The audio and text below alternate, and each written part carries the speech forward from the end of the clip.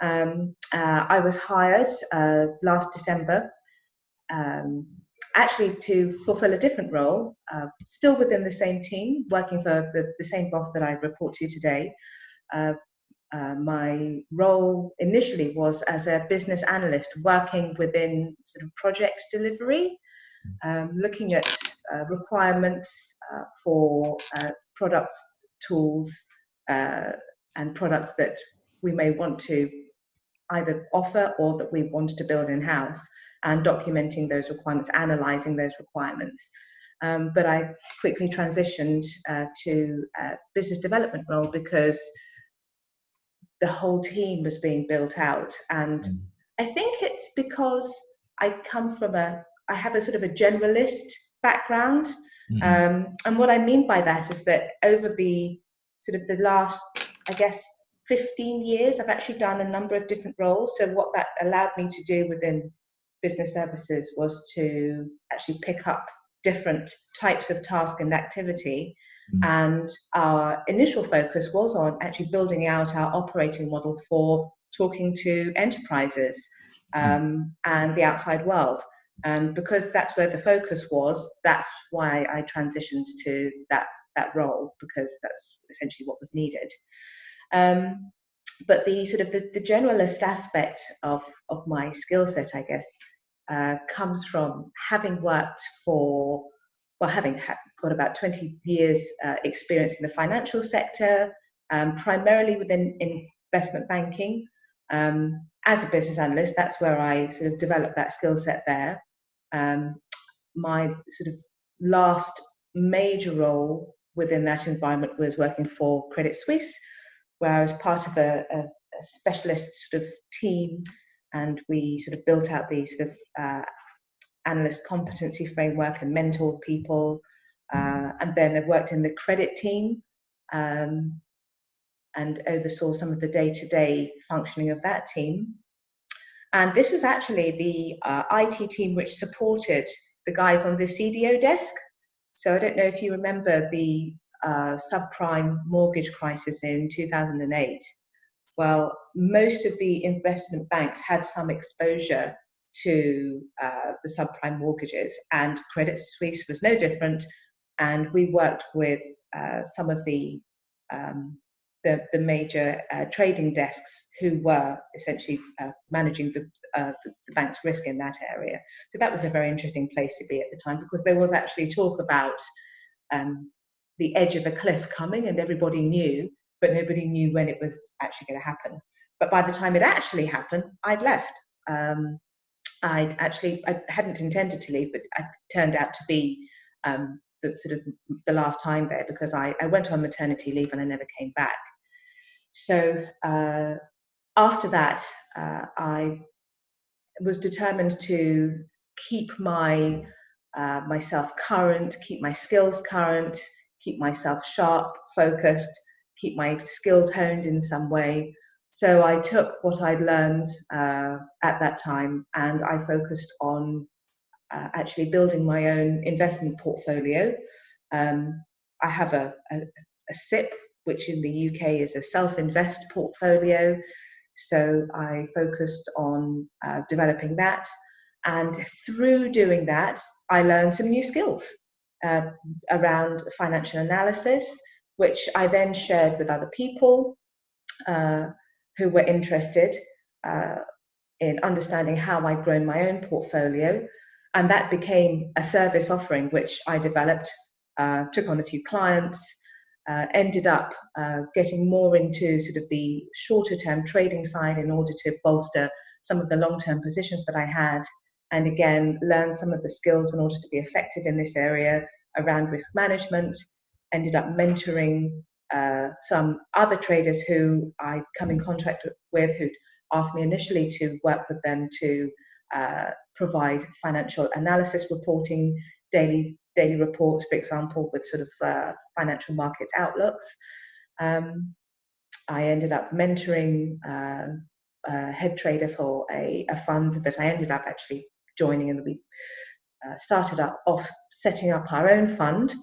But then I realized that this wasn't actually the direction that I wanted to go in, because of the I guess the being sort of constrained to that particular approach and that way of working and thinking actually didn't really appeal to me all that much.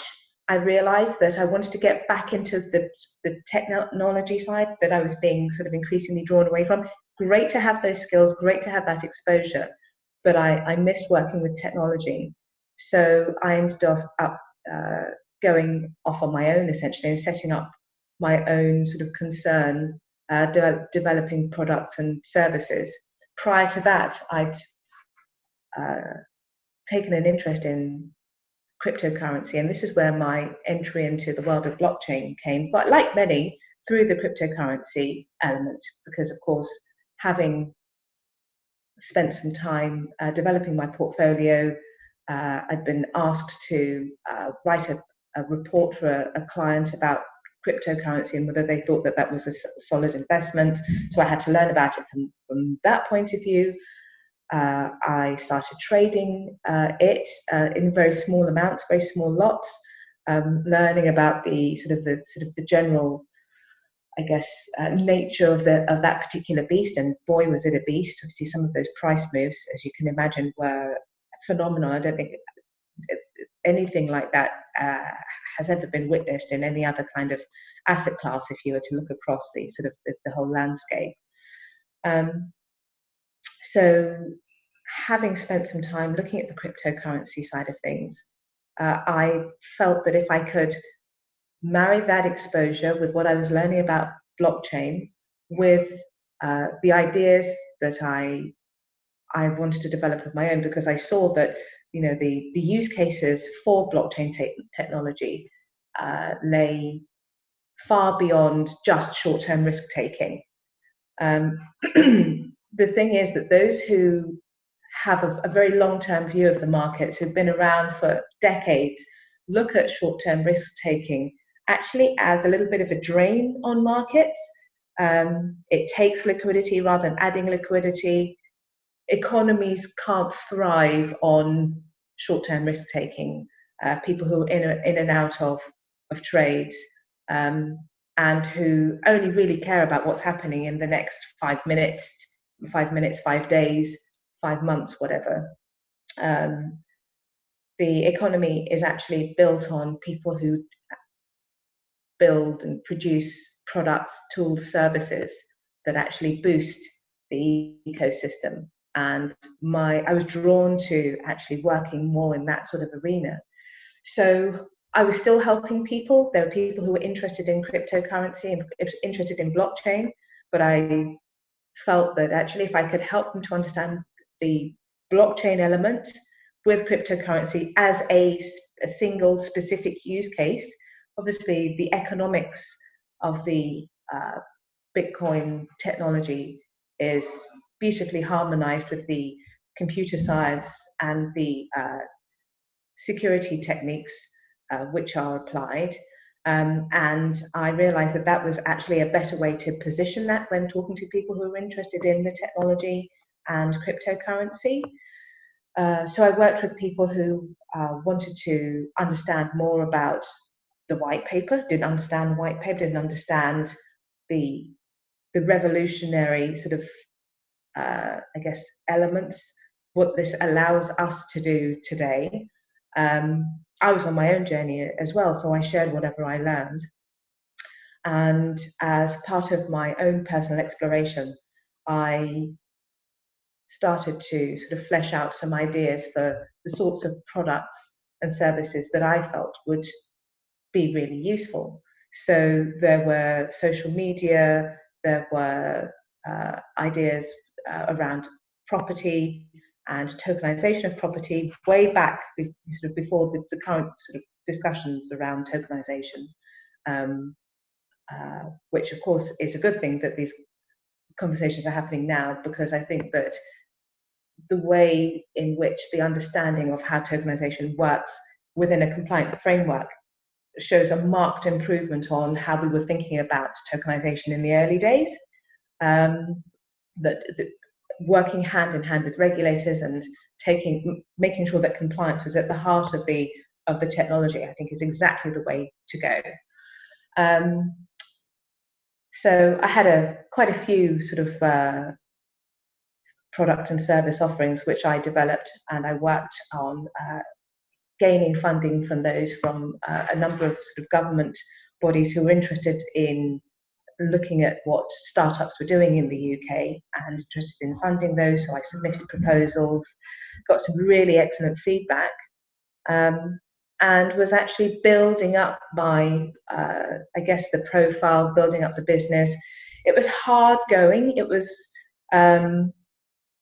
slow going in some ways because, you know, people join you for part of your journey, and you would like to think at the outset that you're going to be on that journey together, because we see ourselves as fixed things, don't we? Permanent things. So if I see myself as being committed to this particular road, anyone who joins me on that path, I assume, has the same sort of outlook. But what was difficult for me was, and what did pose some quite, I guess, significant challenges, was the fact that people who came on board would stay for a period of time and then decide actually didn't work for them, or they got jobs that were often really high profile.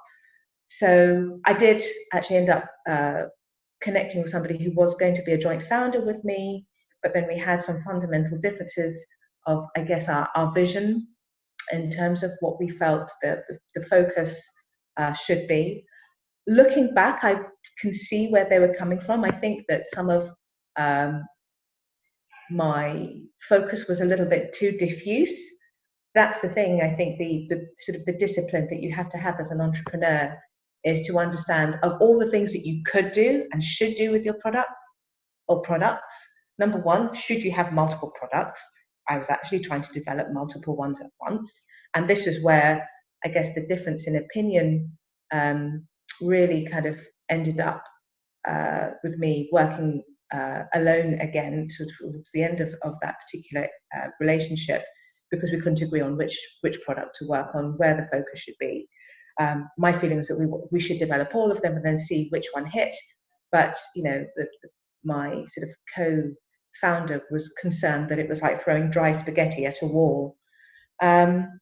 So after I'd been sort of back working solo for some time, I was approached by a headhunter who asked me if I'd be interested in a role as a business analyst, which actually would require me using the skills that I'd gained at my last role at Credit Suisse, working within investment banking, but that I'd sort of dipped into and refined over the period, taking that role out in the community, working with interested parties with the financial analysis. So I felt that this was an opportunity that was too good to miss. I'd followed the likes of I followed nChain for a while when they had a focus on sort of Bitcoin Cash.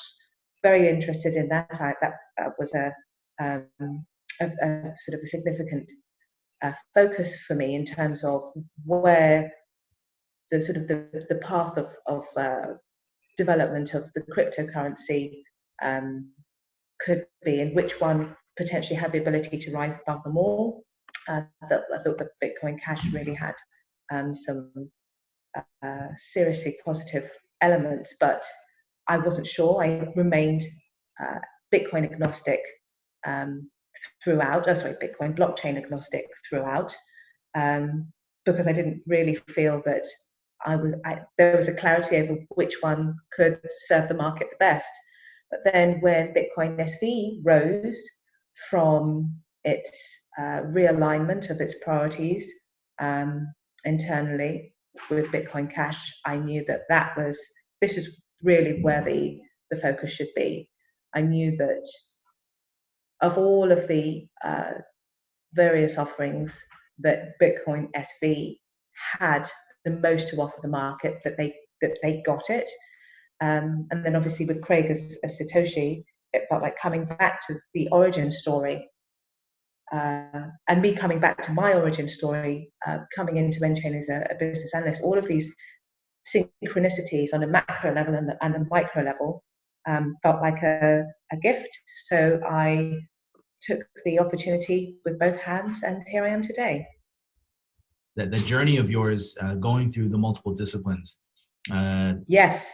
I've noticed this. I think at least for this stage, a lot of people who have been attracted seem to all have a similar history in terms of like multiple areas, which makes sense, right? Absolutely. Yeah. Because my career also, like leading up to this point in time, I felt a lot of the stuff I was doing in the past were a little bit like all over the place, but it kind of all came together at this point in time. Yes, absolutely. And when you think about it, that kind of makes sense, because the sort of the tech world has obviously been going a lot longer than the previous iteration. So people who would have been drawn to the dot-com bubble, before it became a bubble, the dot-com era, I should say, would have probably worked potentially with hardware, wouldn't have had as much to draw on and as we do today. So we've got, careers in working with tech within organizations or within institutions where tech was very, very attractive. So, for example, banking. Now we've got tech within actual tech for sort of pure tech, like your Facebook and Google. Commercial tech, I guess, if you could call it, consumer-facing tech. And then, of course, we've got the sort of the whole .com thing. So people who've been through these different routes will have picked up these nuggets of experience, which I think puts us all, you, me, and our colleagues and peers in this space, I think in such a strong position to ensure that, we learn the lessons from the past and don't repeat the same mistakes. Yeah, and that last line right there is like a big thing. Again, just earlier today was having a chat to a friend about this. There's a lot of wisdom, right? And also this is like generational. Yes, I love that word that you've used there. Yeah. And I think it is very important that we, learn from the past. People who have been through a lot of the sort of tech evolution in this life, and I think the crypto industry itself is there's still a lot of focus on like the young and new, which nothing's wrong with that, right? But it's like finding that harmony or that balance between like the passion of youth, right, and the enthusiasm that comes with it, with the wisdom and experience of the older generations. I think that's exactly where it needs to come.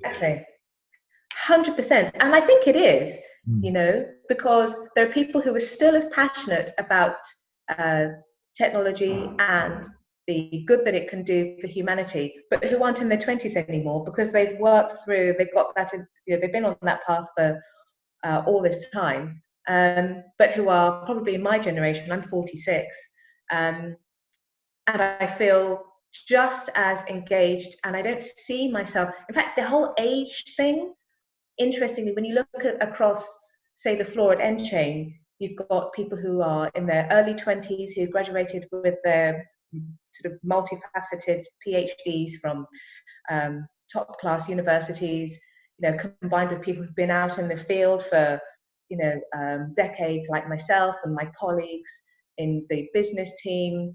And it's fantastic because we actually each complement each other so well, but it's so seamless. There's not this sense that the people who have a little bit more life experience are looking down their noses and at people who have just graduated, or indeed feel threatened or marginalized, that all the focus will go on them. Likewise, the guys who have just graduated, who are in the team, who are super focused, laser focused on a particular area or technique or subject matter and sort of expertise that they bring with them into the company, they look at the sort of the broad and the breadth of experience, and I think feel really supported by that, because it gives them exposure to other areas, and when they're willing to be taken out of their comfort zone, they really appreciate having that support there, that grounding that people with more experience bring to them. So it's fantastic, actually. Yep, 100% agree with that.